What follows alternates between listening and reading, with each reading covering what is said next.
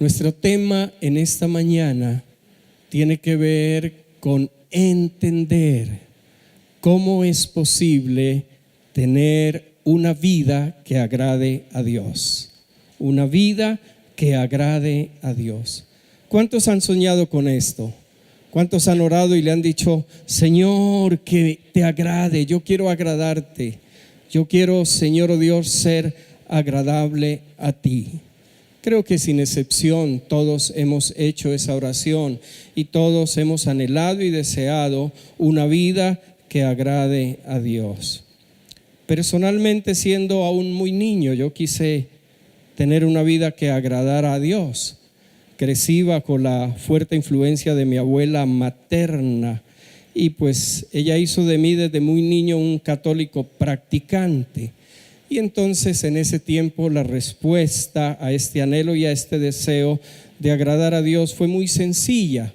Si yo quería agradar a Dios, pues debía esforzarme por cumplir todos sus mandamientos. Bueno, los mandamientos de la ley de Dios y de la Santa Madre Iglesia, todo lo demás, ¿no? que nos enseñaron, y además de eso dedicarme a hacer buenas obras. Eso era lo que yo entendía, eso fue lo que me enseñaron. Y créenme, en ese anhelo sincero de querer tener una vida que agradara a Dios, yo lo intenté sinceramente, yo quise hacerlo. Pero saben, mi vida se llenó de frustración y de desesperanza porque me di cuenta que ningún esfuerzo posible, que ningún esfuerzo que yo hiciera hacía posible o podía ser posible que yo tuviera como esa vida que agradara a Dios. Ni lo podía entender, apenas tenía 11, 12 años de edad, pero yo me daba cuenta que mi lista de pecados, en vez de aumentar, crecía. Yo no sé si a usted le pasó eso. Así que sencillamente renuncié, sencillamente me olvidé de querer como tener una vida que agradara a Dios. Esa puede ser la historia de muchos aquí, si tuvimos como una vida religiosa, si estuvimos involucrados en religión.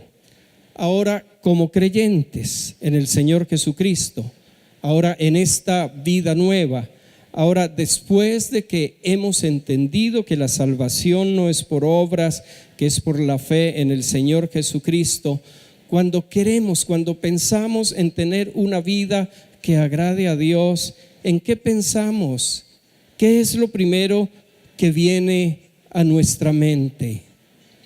No creo equivocarme que muchos, a pesar de saber que ya no somos salvos por obras sino por fe, seguimos pensando que la manera de tener una vida que agrade a Dios es por medio de un mayor o renovado esfuerzo, es decir, es pensando siempre en nuestras obras, en qué podemos hacer. Y tal vez entonces pensamos: si oro más tiempo, si tal vez ayuno o ayuno más, si paso más tiempo leyendo la Biblia o leyendo la palabra, si tal vez me involucro en el servicio cristiano, en el servicio a Dios. Es decir, pensamos en nuestro hacer, pensamos que esta puede ser la manera como yo puedo tener una vida que agrade a Dios. Y déjeme desde ya decirle, por favor, aclararle para que no hayan malentendidos, que no estoy diciendo que no debamos tener este anhelo y este deseo en nuestro corazón, pasar más tiempo en intimidad con Dios, en comunión con Dios. A veces, no sé si le pasa, pero uno no quisiera parar, ¿no? Se mete en su tiempo, en su devocional con Dios, y uno no quisiera parar. No se ve obligado a parar por el reloj y los compromisos del día, pero muchas veces uno no quisiera parar. O cuando uno está metido en la palabra y empieza a recibir revelación y el Señor a revelarle, uno no quisiera parar. Yo tantas veces necesito parar, pero como para tener un momentico de relax y a ver qué es lo que estoy recibiendo, qué es lo que el Señor me está hablando, qué es lo que estoy entendiendo. No estoy hablando que no sea bueno ni que no debamos buscar esas cosas. Mi punto en esta mañana tiene que ver si es eso lo que llamamos las disciplinas espirituales, lo que me da una vida que sea agradable a los ojos de Dios. Es decir, Dios se agrada de mí porque hago todas esas cosas, o hay otra razón en la Biblia que me dice a mí que es la razón por la cual Dios se agrada de mí. Así que para evaluar, ¿no?, esta idea de si son las obras lo que yo pueda hacer para Dios, lo que me permite tener una vida que le agrade, vamos a revisar una historia que yo sé que todos conocemos muy bien. La Biblia, bueno, en la traducción Reina Valera, no recuerdo las otras traducciones, pero en la traducción Reina Valera, esta historia tiene un título, la del joven rico. Ya sé de qué me va a hablar. Vamos a leer en el Evangelio según San Marcos, el capítulo 10, versos 17 al 22. Evangelio según San Marcos, capítulo 10, versos 17 al 22. Dice, está hablando del Señor Jesús y dice: al salir él para seguir su camino, vino uno corriendo e hincando la rodilla delante de él le preguntó: Maestro bueno, ¿qué haré para heredar la vida eterna? Jesús le dijo: ¿por qué me llamas bueno? Ninguno hay bueno sino solo uno, Dios. Los mandamientos sabes: no adulteres, no mates, no hurtes, no digas falso testimonio, no defraudes, honra a tu padre y a tu madre. Él entonces respondiendo le dijo: Maestro, todo esto lo he guardado desde mi juventud. Entonces Jesús, mirándole, le amó y le dijo: una cosa te falta. Anda, vende todo lo que tienes y dalo a los pobres, y tendrás tesoro en el cielo. Y ven, sígueme tomando tu cruz. Pero él, termina este relato, pero él, afligido por esta palabra, se fue triste porque tenía muchas posesiones. Qué historia, por Dios, fascinante. Veamos algunas cosas interesantes, importantes aquí. Sin duda alguna, este joven era uno de los que creía firmemente que por medio de sus obras, de lo que él hiciera para Dios, él alcanzaría la vida eterna. Él estaba confiando que el cumplimiento de la ley le fuera la manera como él llegara a merecer la vida eterna. Y vino a preguntarle al Señor, en su opinión: Maestro, ¿qué cosa debo hacer para heredar la vida eterna? Observemos que el enfoque de este joven está en su hacer. ¿Qué es lo que yo tengo que hacer? ¿No? Él de hecho estaba haciendo ya muchas cosas, enseguida lo vamos a ver, pero él quería estar seguro, y además él estaba buscando a Jesús. Seguramente ya tenía fama de maestro, de buen maestro, y él estaba queriendo asegurarse, en opinión de Jesús, qué era la cosa que él debía hacer para asegurarse de que tendría la vida eterna. Su enfoque era el hacer, su enfoque eran sus propias obras en este momento, en este tiempo, a través del cumplimiento de la ley. Ahora, este joven no conocía a Jesús como el Mesías, no tenía esa revelación de Jesús como Mesías. Él simplemente lo conocía como un buen maestro, y así es como lo saluda: maestro bueno, maestro bueno. Y cuando el Señor Jesús, que por supuesto conoce todas las cosas y tenemos pruebas de que conocía el corazón de los hombres, escucha esto, le dice algo muy interesante: ¿por qué me llamas bueno? Bueno solo hay uno, Dios. No hay, fuera de Dios no hay nadie más bueno. ¿Saben? Muchos de nosotros nos equivocamos cuando creemos que por medio del cumplimiento de obras o de hacer buenas obras podemos calificar para ser buenos. Y equivocadamente pensamos, bueno, fue lo que nos enseñó la religión, que de lo que se trata es de llegar a ser buenos y que llegamos a ser buenos haciendo buenas cosas.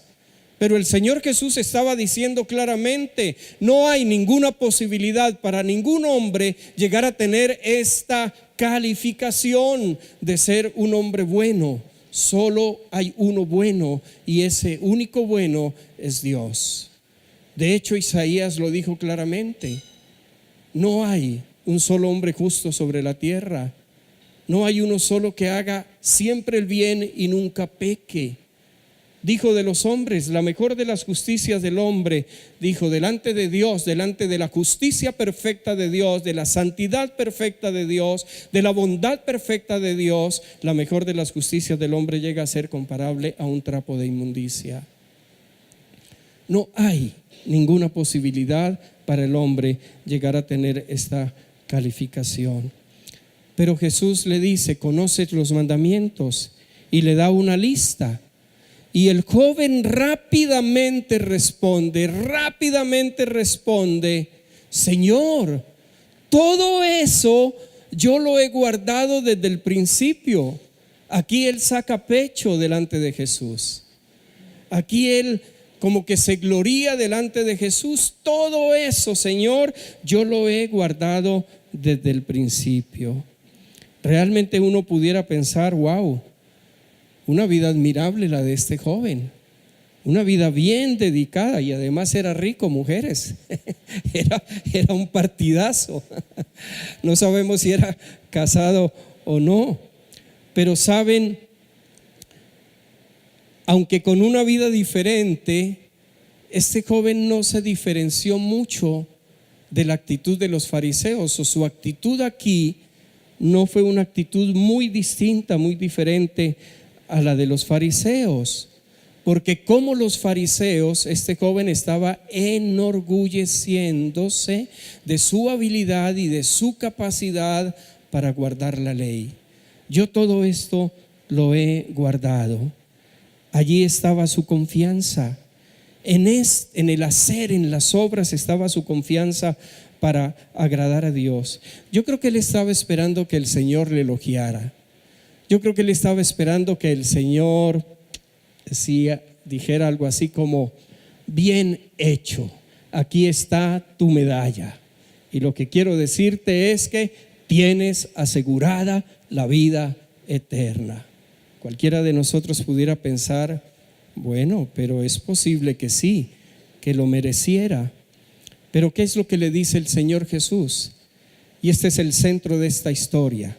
Y está relacionado con el argumento que estoy poniendo hoy delante de ustedes para determinar si una vida basada en nuestras obras puede llegar a ser una vida que agrade a Dios.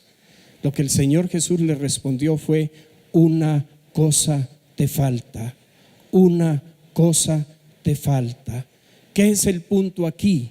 Cuando la confianza, cuando lo que nosotros creemos que nos da la posibilidad de agradar a Dios, de alcanzar el favor de Dios, de tener la salvación de Dios, son nuestras propias obras, y venimos a Dios confiados en ellas, confiados en lo que hacemos. Señor, tú conoces mis largas oraciones, tú conoces mis vigilias, tú conoces mis ayunos, tú conoces lo que doy. Cuando eso es lo que yo traigo para pretender alcanzar el favor de Dios, como yo me estoy parando en la ley, y la ley tiene una cualidad que es perfección absoluta, con absoluta certeza, el Señor siempre va a decirme, algo te falta, algo te falta, una cosa te falta. Y para probar que el Señor no estaba equivocado frente al argumento del joven, todo lo he guardado, el Señor le dice, anda, vende todos tus bienes y dalo a los pobres. ¿Saben? Este es el punto cuando queremos ampararnos o cuando queremos tener como argumento para alcanzar el favor de Dios, la bondad de Dios, para las bendiciones de Dios, la salvación de Dios, nuestras propias obras. Reducimos la ley. fue lo que este joven hizo. Estaba reduciendo la ley a lo que él podía hacer, a lo que él podía cumplir. Era lo que hacían los fariseos, y pensaban que eso les daba dignidad, y pensaban que eso les daba derecho delante de Dios, que era lo que les permitía alcanzar el favor delante de Dios. Pero este joven cumplía así todo lo que el Señor le dijo que cumpliera, pero no estaba cumpliendo el primer mandamiento: no tendrás dioses ajenos delante de mí.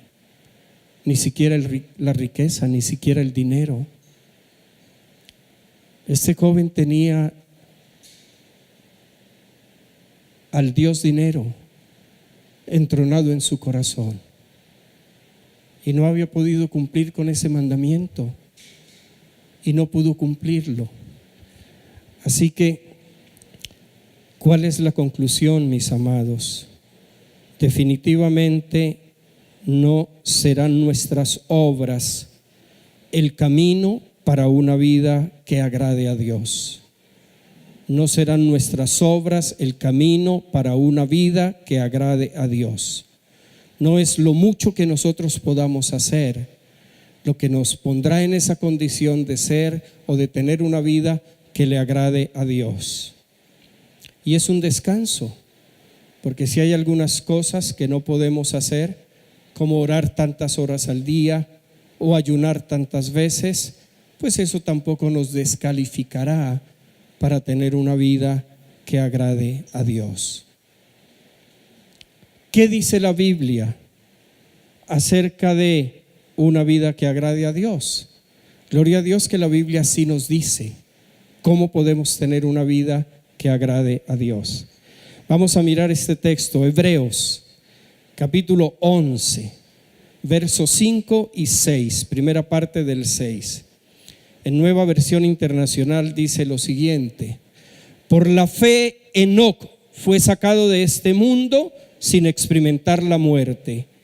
No fue hallado porque Dios se lo llevó, pero antes de ser llevado recibió testimonio de haber agradado a Dios. ¡Wow! Yo quiero ser como Enoc. Yo quiero conocer el secreto de Enoc. Alguno podría estar pensando ya, ¿qué haría Enoc? Quiero saber la fórmula de Enoc. ¿Qué fue lo que hizo Enoc? Y saben, inmediatamente el escritor de Hebreos, hablando de que Enoc tuvo una vida que agradó a Dios, señala claramente: en realidad, sin fe es imposible agradar a Dios. Quiere decir que la manera como nosotros tenemos una vida que agrade a Dios es teniendo una vida de fe. ¿Aló, lo ve? ¿Lo capta? Sin fe es imposible agradar a Dios. ¿Cómo yo agrado a Dios entonces? A través de una vida de fe. A través de una vida de fe. Este es el tema del capítulo 11 de Hebreos. Este es el tema, la fe y los héroes de la fe. Algunos le llaman el salón de la fama de la fe. ¿Qué dice en el verso 2? Nuestros antepasados fueron aprobados porque tuvieron fe. Nuestros antepasados fueron aprobados porque tuvieron fe. Está hablando de Abel, de Enoc, de Noé, de Abraham. Todos los antiguos, ellos, Dios se agradó de ellos y se agradó de sus vidas porque ellos tuvieron fe. Ahora, miren lo interesante, fue esta vida fundamentada en la fe lo que les permitió a ellos grandes obras de fe, grandes proezas de fe. Abel escogió sin problema lo mejor de su rebaño. Noé construyó un arca en un tiempo donde ni siquiera la humanidad conocía la experiencia de la lluvia. Y él estaba diciendo: Dios va a enviar una grande lluvia, y estaba construyendo un arca. Ustedes saben, la gente le tildó de loco, lo ridiculizó, le hizo bullying, todo eso. Pero él hizo el arca. ¿No? Abraham salió de su tierra y de su parentela a una tierra desconocida, Y ya en su vejez, después de que Dios le da su hijo, ¿no?, su Isaac, su amado, lo lleva al altar de sacrificio. Grandes obras de fe, grandes proezas de fe. Noé renunció a los tesoros de Egipto. Él estaba en la línea de descendencia de Faraón y renunció a los tesoros de Egipto. Grandes obras de fe, proezas de fe. Pero esas obras ellos nunca las hicieron buscando de esta manera agradar a Dios. No, dice que Dios se agradó de ellos porque tuvieron fe. Porque tuvieron fe. Y esa fe les permitió entonces estas grandes obras de fe. ¿Recuerdan nuestra enseñanza anterior? Recordamos cómo, a propósito de estas grandes obras de fe, recordamos o aprendimos cómo la manera como llegamos a reinar en esta vida es recibiendo de Dios, ¿no?, de la abundancia de su gracia y el don de la justicia, recibiendo. Pero escuchen bien, es muy importante entender esto. Si delante de Dios la mejor actitud que nosotros debemos tener es la de uno que recibe, porque entre otras cosas, ¿qué puedes ofrecerle tú o qué puedo ofrecerle yo a Dios? ¿Qué podemos ofrecerle a Dios? ¿Qué podemos entregarle? ¿Qué podemos darle? Pero en esta vida y delante de los demás, el mandamiento es, y el principio que funciona en el reino es dar a los demás, dar a los demás. Por eso el Señor Jesucristo dijo: más bienaventurado es dar que recibir. Así que ninguno pretenda tomar de lo que le corresponde delante de Dios frente a los demás. Yo solo estoy aquí para recibir de todos ustedes. Denme. No, esta gente lo dio todo, dio sus vidas. Esta gente entregó absolutamente todo. Abraham entregó hasta su propio hijo. Abel entregó lo mejor de sus rebaños. Ellos pudieron caminar en esta dimensión de entregarlo y de darlo todo sin reservas y sin condiciones. Ahora, no solo los antiguos agradaron a Dios por su fe, también el Señor Jesucristo mismo agradó al Padre por su fe. Y el apóstol Pablo, la vida de fe del Señor Jesucristo, San Juan 5:19 en Reina Valera dice: respondió entonces Jesús y les dijo: de cierto os digo, no puede el Hijo hacer nada por sí mismo, sino lo que ve hacer al Padre, porque todo lo que el Padre hace, también lo hace el Hijo igualmente. ¿Cuál fue la vida que vivió el Señor Jesús? Una vida en la que Él voluntariamente renunció a todas sus obras. No hace nada el Hijo por sí mismo. No hace nada el Hijo por sí mismo. Él renunció a sus propias obras para abrazar las obras del Padre. De tal manera que Él hacía solamente lo que veía hacer al Padre. Amén. La vida de fe del apóstol Pablo, Gálatas 2:20. Tengo dos traducciones aquí, permítame primeramente leer en la Nueva Biblia al Día. Dice: estoy crucificado con Cristo y ya no vivo yo, es Cristo quien vive en mí. Ya no vivo yo, es Cristo quien vive en mí. Y esta vida que ahora tengo la vivo por mi fe en el Hijo de Dios, quien me amó y se entregó por mí. La traducción lenguaje actual, Gálatas 2:20. En realidad también yo he muerto en la cruz junto con Cristo, y ya no soy yo el que vive. Es decir, ya no soy yo el que actúa, ya no soy yo el que anda por ahí haciendo una cosa y otra, sino que ahora es Jesucristo el que vive en mí.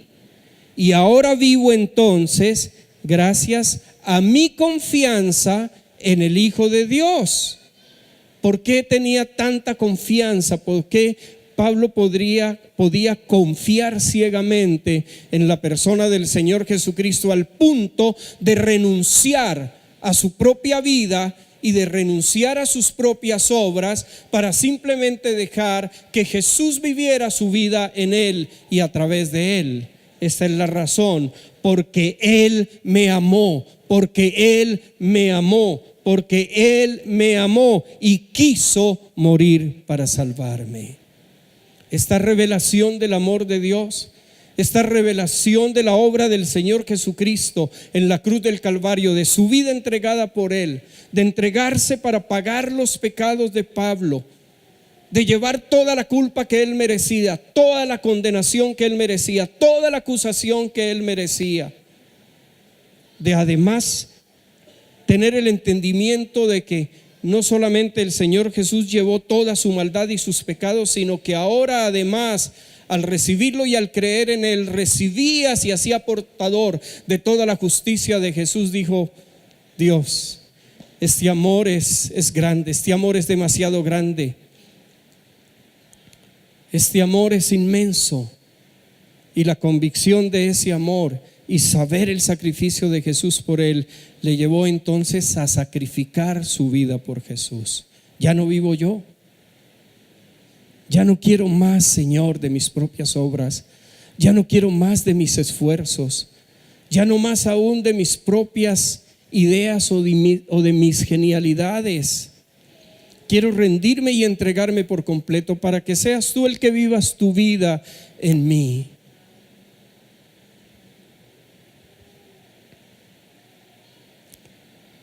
Ya no soy yo el que vive, he muerto a todas mis obras. Así que ahora sabemos que la manera como podemos tener una vida que agrade a Dios es tener una vida de fe. Dígale a su vecino: ¿quieres agradar a Dios?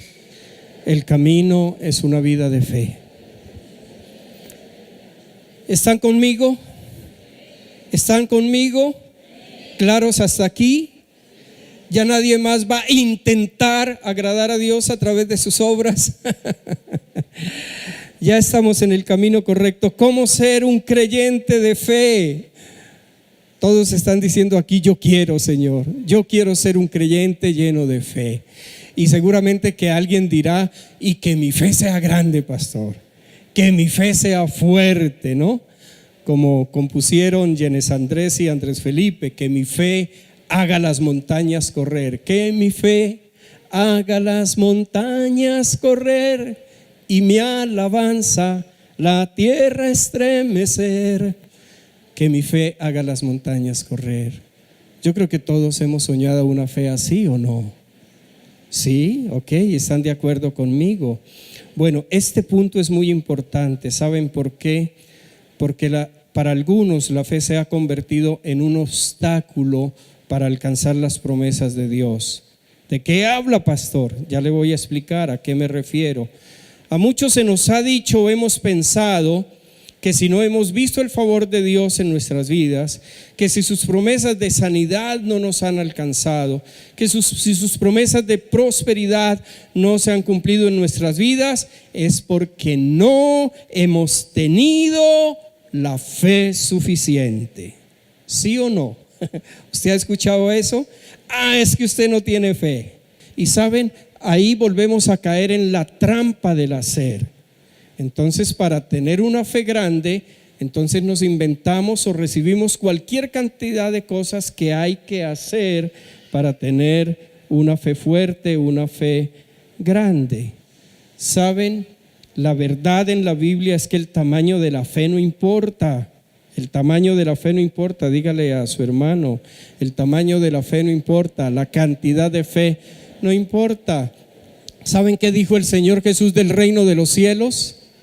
Que era semejante a una semilla de mostaza, a una semilla de mostaza. Y él también dijo entonces que si tuvieras fe como el tamaño de una semilla de mostaza, dirás a este monte: quítate, y el monte se quitará. Así que la fe tiene que dejar de ser un obstáculo y tenemos que entender realmente el ejercicio de la fe y cómo nace la fe y cómo se fortalece la fe. Porque la semilla de mostaza es una semilla pequeñita, pero en la dinámica del reino crece y crece y crece y crece, ¿no? Cuando ha germinado, de tal manera que el árbol que produce esa semilla pequeñísima, ínfima, no es una ramita por ahí, sino un árbol que crece y crece y que llega a ser de los más grandes del huerto. Así que vamos a encontrar libertad en esta mañana y gozo al entender acerca del principio de surgimiento de la fe y el perfeccionamiento de la fe. Prepárense para escuchar los 20 pasos. Tienen que anotar bien, uno a uno. Primer versículo, Romanos 10:17, lo sabemos de memoria. Romanos 10:17. En Reina Valera dice: así que la fe es por el oír, y el oír por la palabra de Dios, y el oír por la palabra de Dios. La fe es por el oír y el oír por la palabra de Dios. ¿Usted quiere crecer en revelación en esta mañana? ¿Está dispuesto a abrir su corazón y su mente a nuevas cosas? ¿Sí? Bueno, con el permiso de ustedes, entonces, déjenme decirles, este verso, en esta versión Reina Valera del 60, tiene una traducción inexacta, o para decirlo en positivo, no tiene la traducción más exacta del original. ¿Por qué razón? En el original griego, la palabra que se traduce como Dios no es Theos, que sería en el griego la palabra de Dios, sino es Christos, la palabra para Cristo. Ustedes lo pueden chequear, si quieren mirar el texto en el original griego, lo pueden chequear. Y aunque Jesucristo es Dios, una traducción más exacta de este verso, o una traducción literal, debería decir: así que la fe es por el oír y el oír por la palabra de Cristo. Eso es lo que debiera decir, ¿no? Esta traducción queriendo ser más exacta o más literal al griego. Por eso es que algunas traducciones más modernas o actuales, diferentes a Reina Valera, lo traducen distinto. Por ejemplo, veamos la NTV, Nueva Traducción Viviente. La Nueva Traducción Viviente ya está ahí. Dice: así que la fe viene por el oír, es decir, por el oír la buena noticia acerca de Cristo.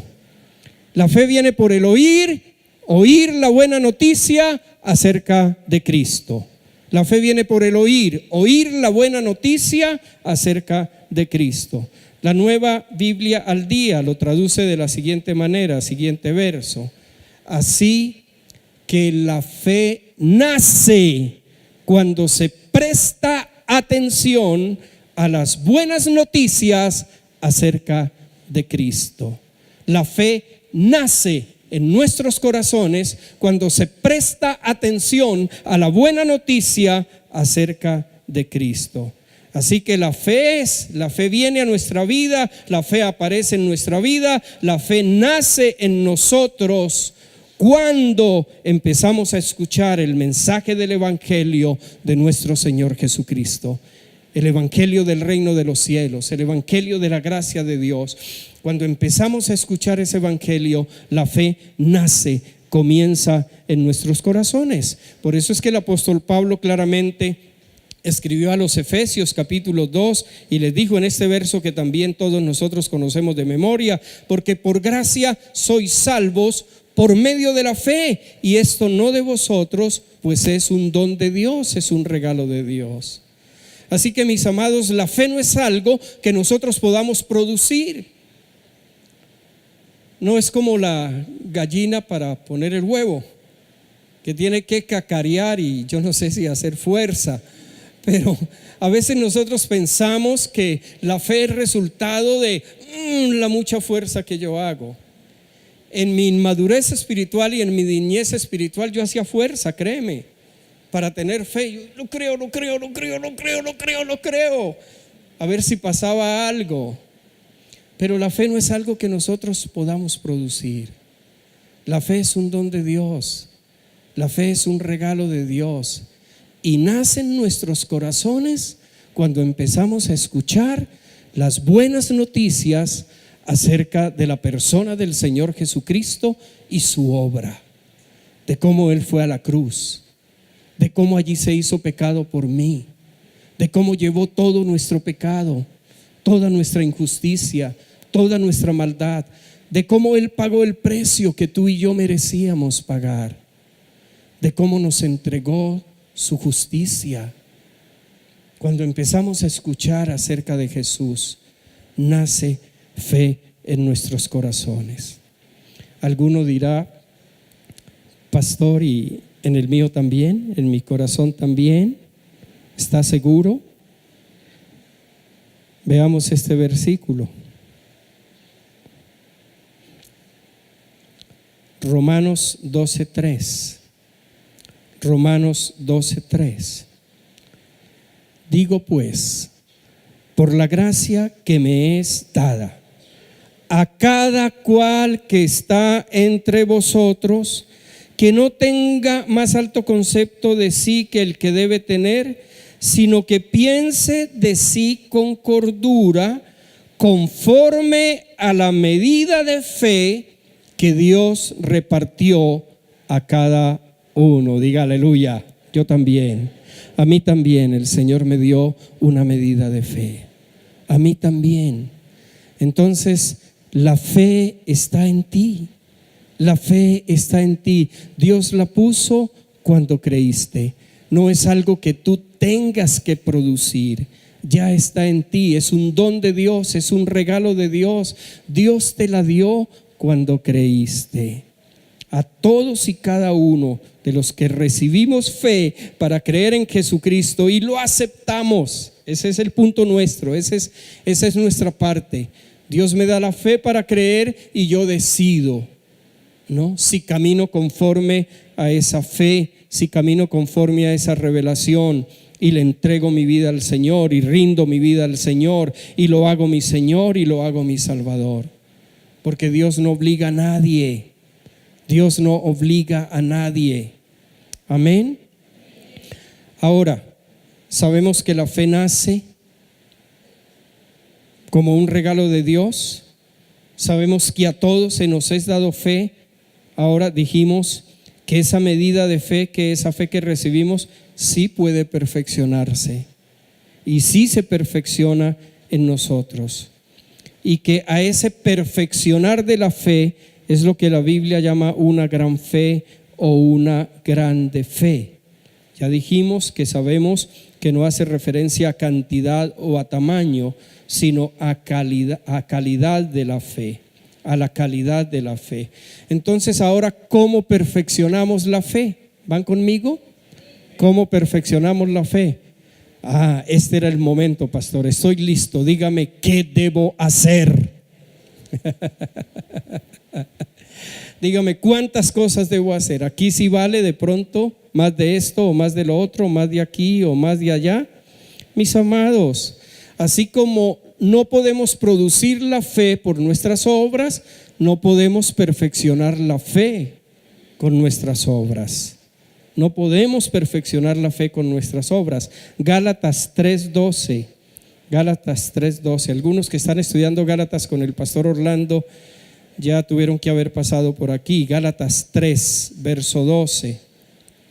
Dice en Nueva Traducción Viviente: el camino de la fe es muy diferente del camino de la ley. ¿Qué dice?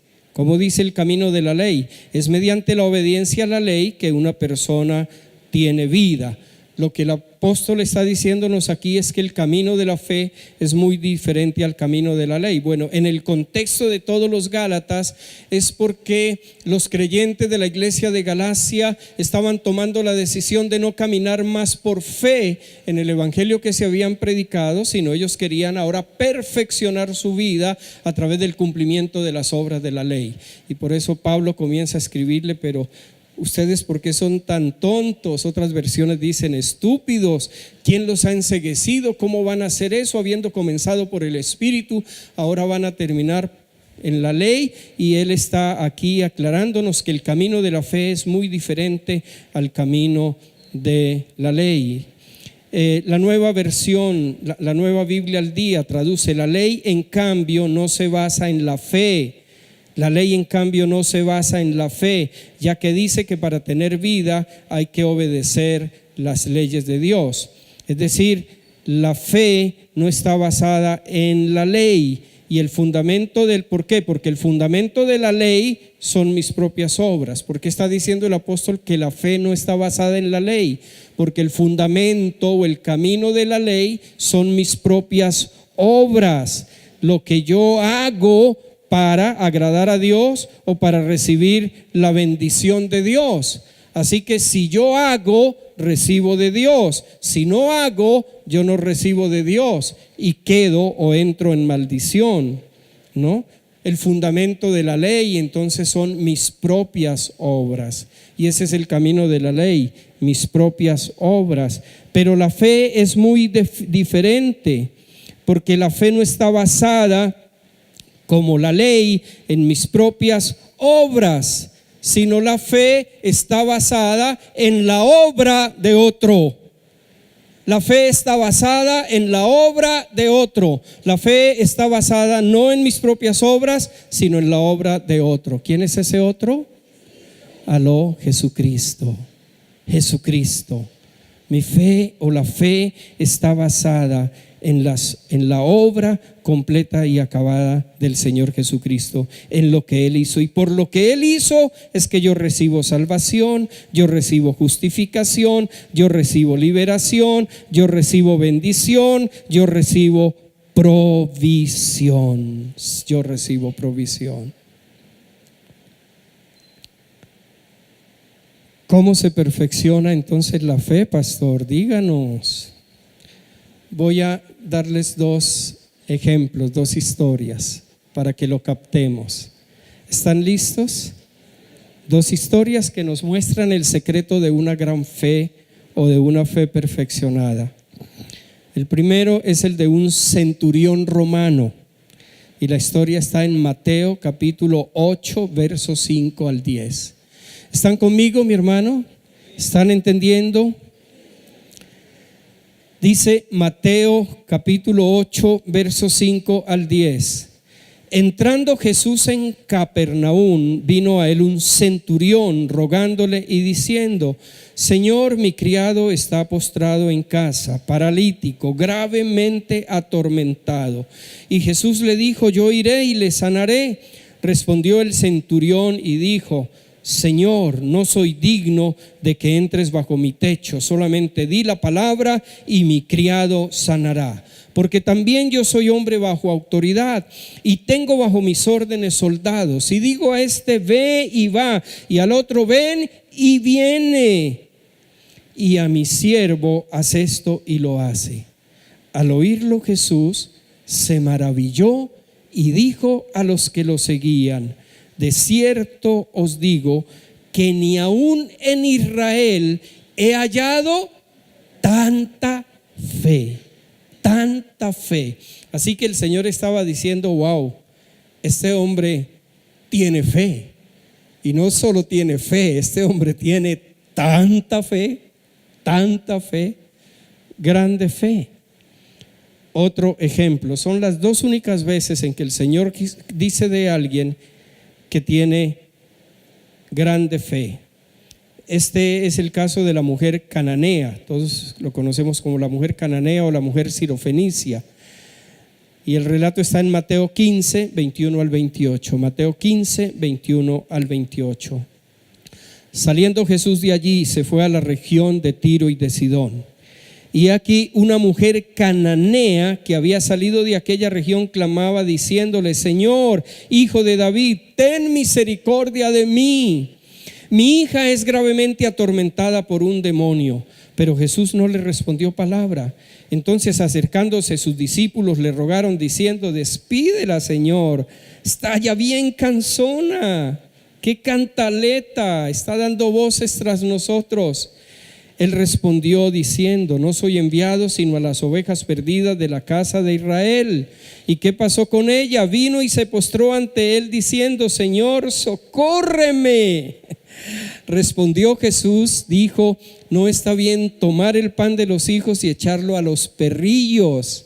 Y ella le dijo: Señor, pero aún los perrillos comen de las migajas que caen de la mesa de sus amos. Entonces respondió Jesús y dijo: oh mujer, grande es tu fe, hágase contigo como quieras.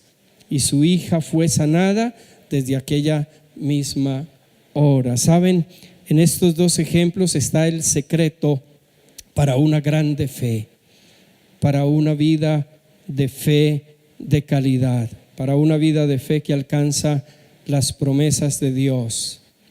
Y lo sabemos si entendemos qué es lo que tienen en común el centurión y esta ama de casa.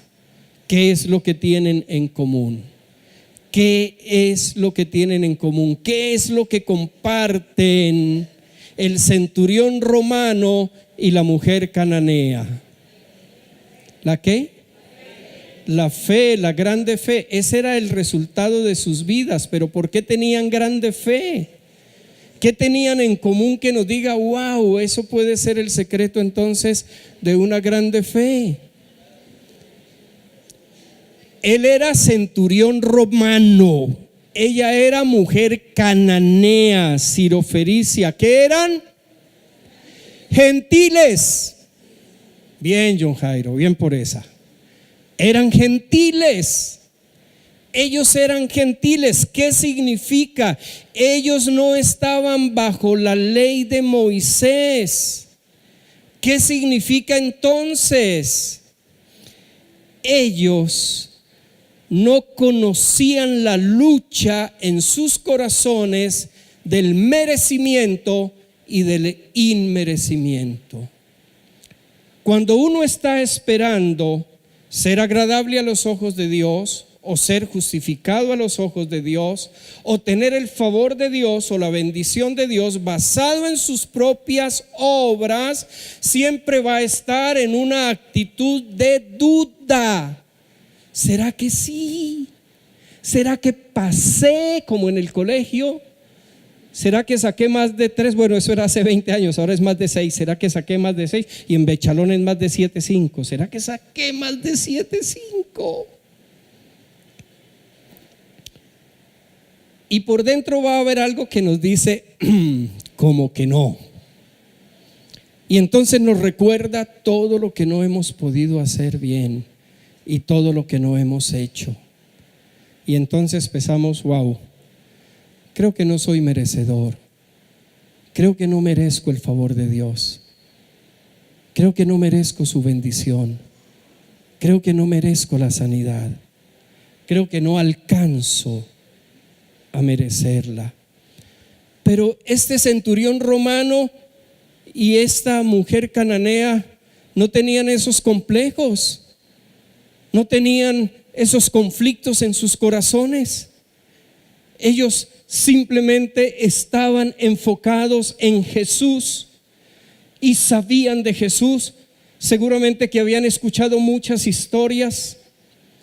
Seguramente sabían de todas las sanidades que había hecho, que había tenido misericordia, que había tenido compasión, que a la prostituta le dijo: yo no te condeno, vete y no peques más, que tocó a aquel leproso haciéndose impuro a él mismo de acuerdo a la ley.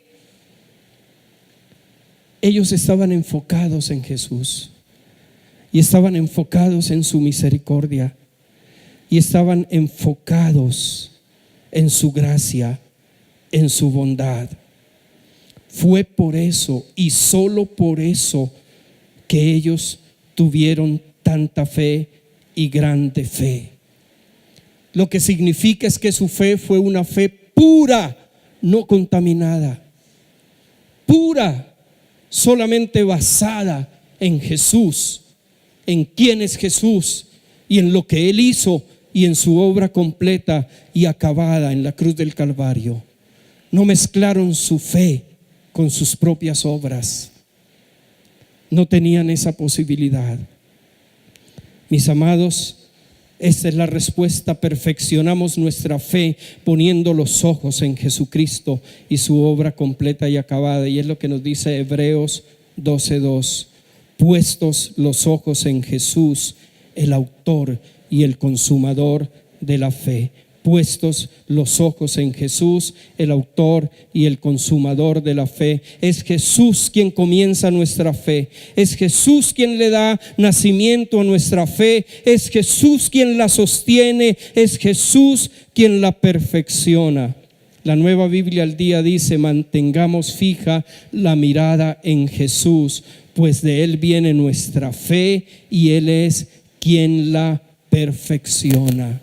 Iglesia, la manera como fortalecemos la fe es manteniendo nuestra mirada, es poniendo nuestra confianza en el Señor Jesucristo y en su obra completa y acabada. Solamente cuando enfocamos nuestra vida en Él, solamente cuando Él es el centro, la fe deja de ser un obstáculo y se convierte en el medio por el cual alcanzamos las promesas de Dios.